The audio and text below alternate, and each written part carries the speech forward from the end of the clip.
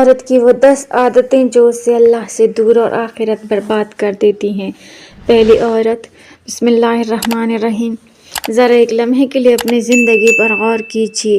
یہ دنیا جسے ہم اپنی مستقل رہائش سمجھ بیٹھے ہیں، در حقیقت ایک عارضی قیام گاہ ہے۔ یہاں ہر چیز فانی ہے، ہر رشتہ ایک وقت کے بعد ختم ہو جانے والا ہے، ہر خوشی چند لمحوں کی مہمان ہے اور ہر دکھ ایک دن ختم ہو جانے والا ہے۔ لیکن اس مختصر سی زندگی کے اندر ہمیں ایک بہت بڑا امتحان دیا گیا ہے، ایک ایسا امتحان جس کا نتیجہ ہمیشہ کے لیے ہماری کامیابی یا ناکامی کا فیصلہ کرے گا۔ ایک عورت کی زندگی صرف اس کی اپنی ذات تک محدود نہیں ہوتی، بلکہ وہ ایک گھر کی بنیاد ہوتی ہے، ایک نسل کی تربیت کرنے والی ہوتی ہے، ایک معاشرے کی تعمیر میں بنیادی کردار ادا کرتی ہے۔ اس کے کردار، اس کے اخلاق، اس کے انداز زندگی کا اثر صرف اس پر نہیں بلکہ اس کے بچوں، اس کے خاندان اور پورے معاشرے پر پڑتا ہے۔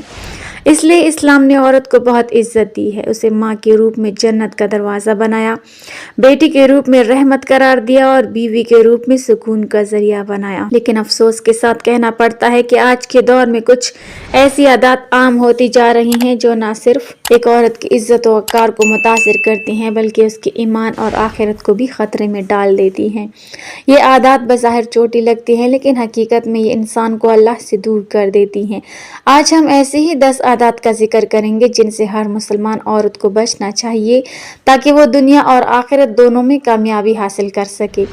سب سے پہلی عادت ہے بے پردگی۔ پردہ اسلام میں صرف ایک حکم نہیں بلکہ عزت، حفاظت اور وقار کی علامت ہے۔ یہ وہ ڈھال ہے جو ایک عورت کو نہ صرف دوسروں کی نظروں سے محفوظ رکھتی ہے بلکہ اسے ایک خاص پہچان بھی دیتی ہے۔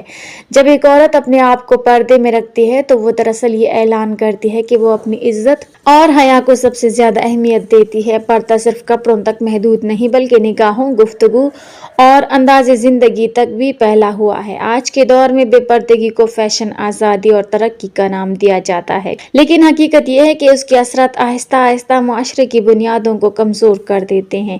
بے پردگی دل سے حیا کو ختم کر دیتی ہے اور جب حیا ختم ہو جائے تو انسان اچھے اور برے کی تمیز کھو بیٹھتا ہے۔ ایک باحیا عورت ہمیشہ اپنے لباس، اپنی چال، اپنی گفتگو اور اپنی موجودگی میں وقار کو برقرار رکھتی ہے۔ یہی چیز اسے دوسروں سے ممتاز بناتی ہے اور اللہ کے نزدیک بھی اس کا مقام بلند کرتی ہے۔ دوسری عادت ہے تیز زبان ہونا۔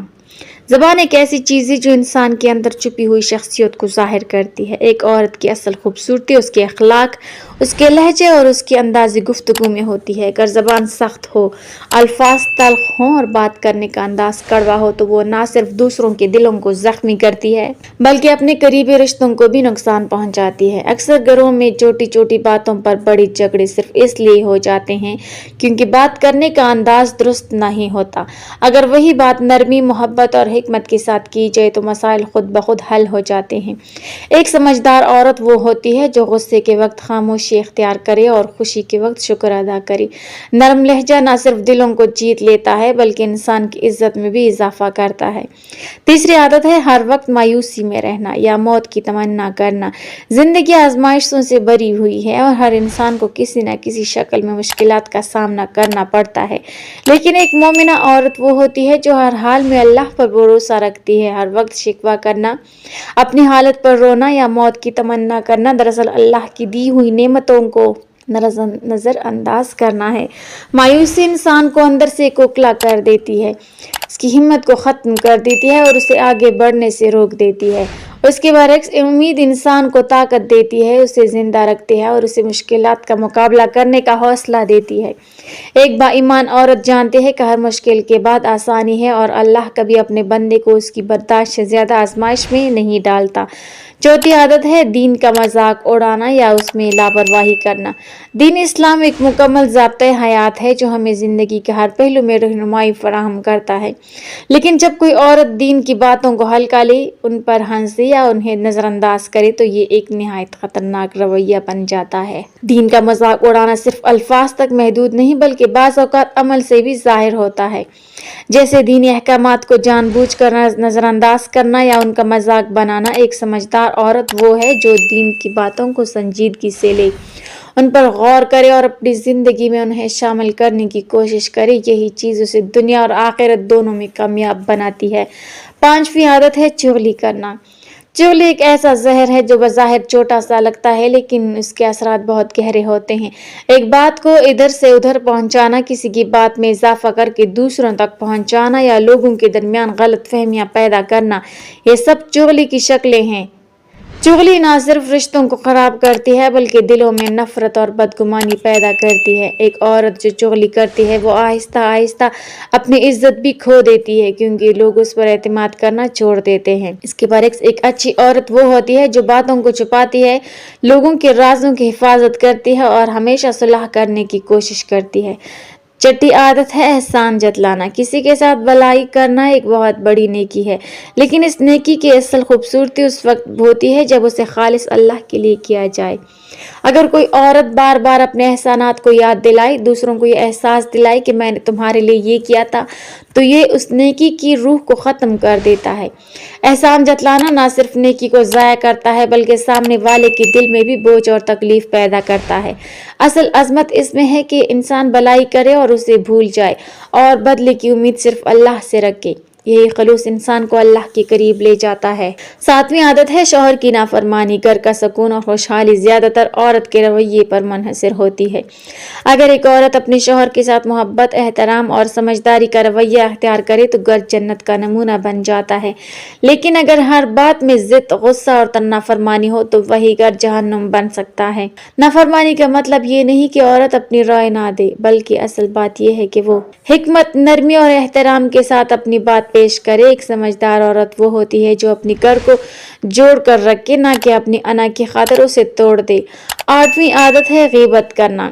غیبت ایک ایسا گناہ ہے جو بہت عام ہو چکا ہے، لیکن اس کی سنگینی کا احساس کم ہی لوگوں کو ہوتا ہے۔ کسی کے پیچھے اس کی برائی کرنا، اس کے عیب بیان کرنا یا اس کی کمزوریوں کا ذکر کرنا، یہ سب غیبت میں شامل ہے۔ یہ عادت نہ صرف انسان کے اعمال کو برباد کرتی ہے بلکہ اس کے دل کو بھی سیاہ کر دیتی ہے۔ ایک اچھی عورت وہ ہوتی ہے جو دوسروں کی عزت کی حفاظت کرے، ان کی خامیوں کو چھپائے اور ہمیشہ اچائی کی بات کرے۔ 9ویں عادت ہے نامناسب انداز میں خود کو ظاہر کرنا۔ اسلام سادگی، حیا اور باوقار کو پسند کرتا ہے۔ ایک عورت کی اصل خوبصورتی اس کے کردار، اس کے اخلاق اور اس کی حیا میں ہوتی ہے۔ لیکن جب کوئی عورت غیر ضروری نمائش کرے، اپنی طرف توجہ کھینچنے کی کوشش کرے یا ایسے انداز اپنائے جو وقار کے خلاف ہوں تو وہ اپنی عزت کو خود کم کرتی ہے۔ سادگی میں ایک خاص خوبصورتی ہوتی ہے اور یہی خوبصورتی دیر پا ہوتی ہے۔ ایک باوقار عورت ہمیشہ اپنے انداز میں اعتدال رکھتی ہے اور ہر جگہ اپنے کردار سے پہچانی جاتی ہے۔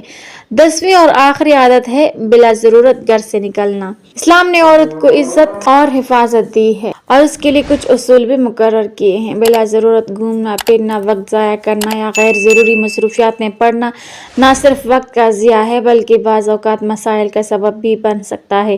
ایک سمجھدار عورت وہ ہوتی ہے جو اپنے وقت کی قدر کرے، اپنی ذمہ داریوں کو پہچانے اور اپنی زندگی کو ایک مقصد کے ساتھ گزارے۔ جب ضرورت ہو تو باہر نکلے، لیکن حیا، وقار اور احتیاط کو ہمیشہ مقدم رکھے۔